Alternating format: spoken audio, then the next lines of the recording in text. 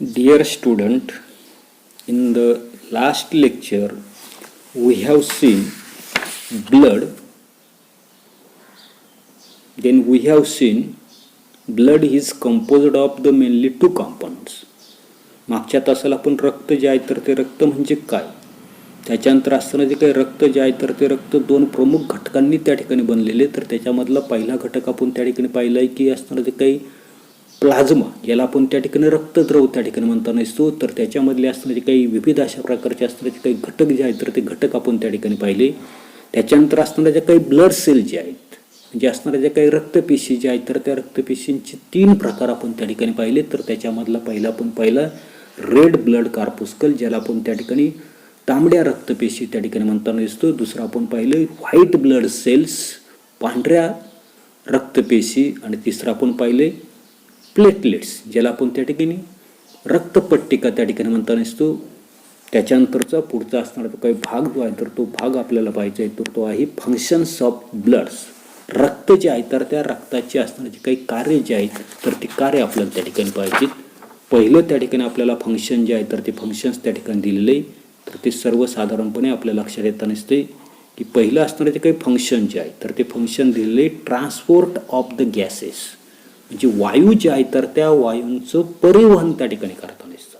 पाहता काय सांगितलं की oxygen is carried via blood from lung to cells in various part of the body and carbon dioxide from tissues to the lungs. तर पहिलं काय सांगितलं आपल्याला की सर्वसाधारणपणे फुफ्फुसामधील असणारा तो काय ऑक्सिजन जो आहे तर तो ऑक्सिजन काय केला तो रक्ताद्वारे शरीराच्या सर्व भागामध्ये पेशीपर्यंत त्या ठिकाणी वाहून त्या ठिकाणी नेला जातो. आणि त्याच्यानंतर पुढे सांगितलं आपल्याला carbon dioxide from tissues to the lung. आणि आपल्या लक्षात येताना असते की उती जे आहे टिश्यूज जे आहेत तर त्या टिश्यूजकडून उतीकडून फुफ्फुसामध्ये असणारा तो काही कार्बन डायऑक्साईड जो आहे तर तो कार्बन डायऑक्साईड त्या ठिकाणी आणला जातो. आणि म्हणून त्या ठिकाणी फंक्शनला काय म्हटलं आपण ट्रान्सपोर्ट ऑफ गॅसेस, वायू जे आहे तर त्या वायूंचं परिवहन त्या ठिकाणी केलं. दुसरं फंक्शन्स आपल्याला सांगितले ट्रान्सपोर्ट ऑफ न्यूट्रिएंट्स, म्हणजे पोषण तत्व जे आहे तर त्या पोषण तत्वांचं वहन किंवा पेशी जे आहे तर त्या पेशींना खाद्य पुरवण्याचं काम त्या ठिकाणी रक्त जे आहे तर ते रक्त त्या ठिकाणी करताना दिसतं. की simple nutrients like glucose, amino acids, fatty acids are taken up by blood from wall of alimentary canal transported up to each cell in the body. आता काय काय सांगितलं की सर्वसाधारणपणे साधे अशा प्रकारचे असणारे जे काही घटक तर त्या घटकांमध्ये आपल्याला सांगितले की असणारे जे काही ग्लुकोज असेल, त्याच्यानंतर अमिनो आम्ल असेल, त्याच्यानंतर फॅटी ॲसिड्स ज्याला आपण त्या ठिकाणी मेदाम्ल, यासारखी पचन झालेली जे काही साधी अशा प्रकारचे असणारे जे काही घटक जे आहेत तर ते घटक काय केले जातात एलिमेंटरी कॅनल, म्हणजे अन्न नलिकेची असणारे जे काही भित्तिका जे आहेत तर त्या भित्तिकेमधून ग्लुकोज असेल, अमिनो आम्ल असेल, मेदाम्ल असेल यासारखी पचन झालेली साधी पोषक तत्व जे आहेत तर ती रक्तामध्ये त्या ठिकाणी घेतली जातात. आणि पुढे सांगितलं आपल्याला transported up to each cell in the body. आणि ही जी काही रक्तामध्ये घेतलेली जे काही साधे अशा प्रकारची पोषक तत्व जे आहेत तर ती शरीराच्या प्रत्येक पेशीपर्यंत काय केलं जातात पोचवले जातात. थर्ड आपल्याला त्या ठिकाणी फंक्शन्स दिलेले ट्रान्सपोर्ट ऑफ वेस्ट मटेरियल, टाकाऊ पदार्थ जे आहेत तर त्या टाकाऊ पदार्थांचं वहन त्या ठिकाणी आपल्याला रक्तामार्फत त्या ठिकाणी होताना दिसतं. आता काय सांगितलेले की nitrogenous waste like ammonia, urea, creatinines are released by the tissue into blood which carries those to kidney for excretion. की nitrogenous waste like ammonia, urea, creatine are released by the tissue into the blood. Urea असेल, ammonia असेल, त्याच्यानंतर creatine असेल किंवा कॅराटिनिन अशा प्रकारचा शब्द आहे, इत्यादी असणारे जे काही नायट्रोजन युक्त टाकाऊ पदार्थ. तर हे आपल्या लक्षात येत असेल लघवी जी आहे तर त्या लघवी वाटे अशा प्रकारचे त्याच्यामध्ये युरिया असेल, अमोनिया असेल, कॅराटामाइन्स असेल, हे टाकाऊयुक्त नायट्रोजनयुक्त असणारे ते काही टाकाऊ पदार्थ जे आहेत तर ते टाकाऊ पदार्थ काय सांगितले are released by the tissue in the blood. जी ऊती जी आहे तर त्या ऊतींकडून काय केलं तर रक्त जे आहे तर त्या रक्तामध्ये काय केलं जातात तर त्या ठिकाणी ते जमा केले जातात. आणि पुढे आपल्याला सांगितलंय which carries those to the kidney for excretion. आणि हे जे काही घटक जे आहेत तर ते घटक नंतर हे जे काही पदार्थ जे आहेत तर ते पदार्थ शरीराच्या बाहेर टाकण्यासाठी रक्त काय करताना असते किडनी जे आहेत 2 किडनी असतात. अधिकची डिटेलची माहिती आपण 9वीला त्या ठिकाणी पाहणार आहे. ह्याच्या काही किडण्या ज्या आहेत तर ते किडण्या पाठीमागचा असताना जो काही भाग जो आहे ज्याला आपल्याला त्या ठिकाणी पाठीचा कणा असतो मागच्या बाजूला तर त्या बाजूला या ठिकाणी 2 किडनी असतात. तर ह्याचे काय असणार त्याला मराठीमध्ये वृक्क जे आहे तर ते वृक्क त्या ठिकाणी म्हणतोय किंवा इंग्रजीमध्ये त्याला किडनी म्हटलेलं आहे. आणि म्हणून हे जे काही पदार्थ जे आहेत तर ते पदार्थ शरीराबाहेर टाकण्यासाठी रक्ताद्वारे काय केलं तर किडनी जे आहेत तर त्या किडनीकडे त्या ठिकाणी ते वाहून त्या ठिकाणी नेले जातात. त्याच्यानंतरचं 4th फंक्शन्स आपल्याला दिले तर त्या ठिकाणी प्रोटेक्शन म्हणजे संरक्षण जे आहे तर ते संरक्षण. तर संरक्षण म्हणजे शरीर संरक्षण. Antibodies are produce in the blood and they protect the body from microbes and other harmful particles. आता अँटीबॉडीज ज्याला आपण त्या ठिकाणी प्रतिपिंड त्या ठिकाणी म्हणताना असतो मराठीमध्ये antibodies. Antibodies are produce in the blood म्हणजे रक्त जे आहे तर त्या रक्तामध्ये प्रतिपिंड जे आहेत अँटीबॉडीज जे आहेत तर त्याची निर्मिती जी आहे तर ती निर्मिती त्या ठिकाणी होताना दिसते.